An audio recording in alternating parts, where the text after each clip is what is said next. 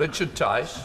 Thank you, Mr. Speaker. The truth is this dreadful Iranian regime has been a permanent threat to British interests, British citizens, both domestically and abroad, attacking us. They're spreading their extremist ideology. And surely the Prime Minister understands that actually the United States and Israel has done the West a huge, huge favour in degrading the military capability of this terrible regime. And does he not understand that after 10 years of negotiation that have failed, actually the West was left with no alternative? And does he understand also that actually, in refusing to support the US, he has humiliated us on the international stage?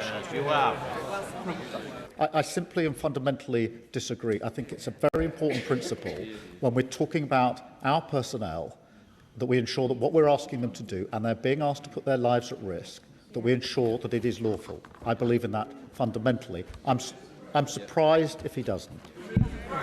Danny Kruger.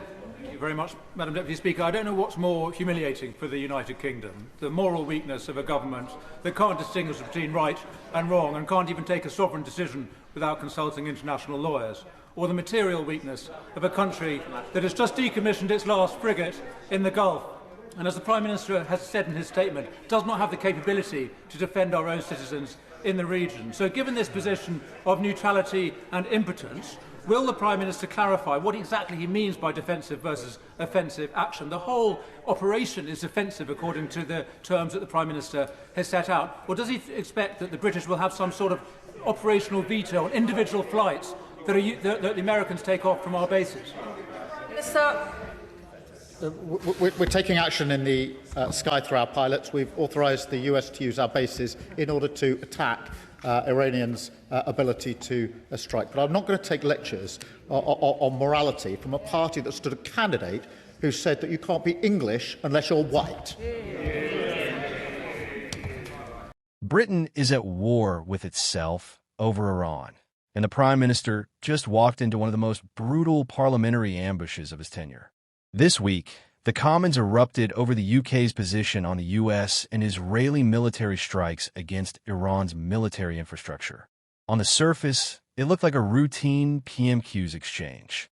But what actually unfolded was a forensic dismantling of Keir Starmer's foreign policy credibility, and he struggled to land a single clean punch in return.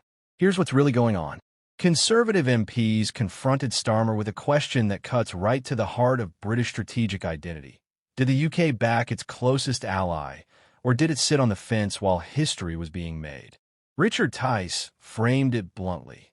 The United States and Israel degraded the military capability of a regime that has been actively targeting British citizens for years. So why, he asked, did the Prime Minister refuse to stand with Washington? The accusation wasn't just political.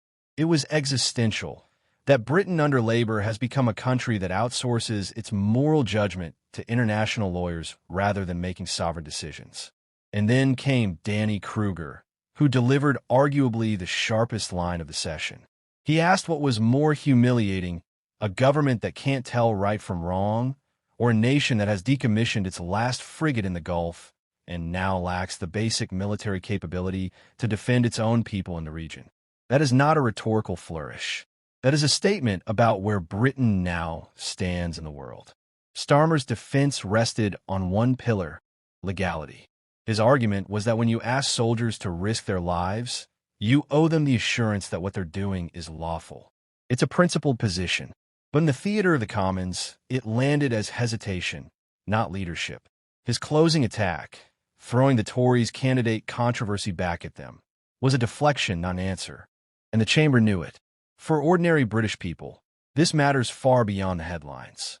It raises a fundamental question about what kind of power Britain actually is in 2025. A nation with shrinking military assets, a government that consults lawyers before acting, and an Atlantic alliance showing visible strain. If Britain's most important ally is acting, and Britain is watching from the sidelines, the question Starmer cannot escape is this.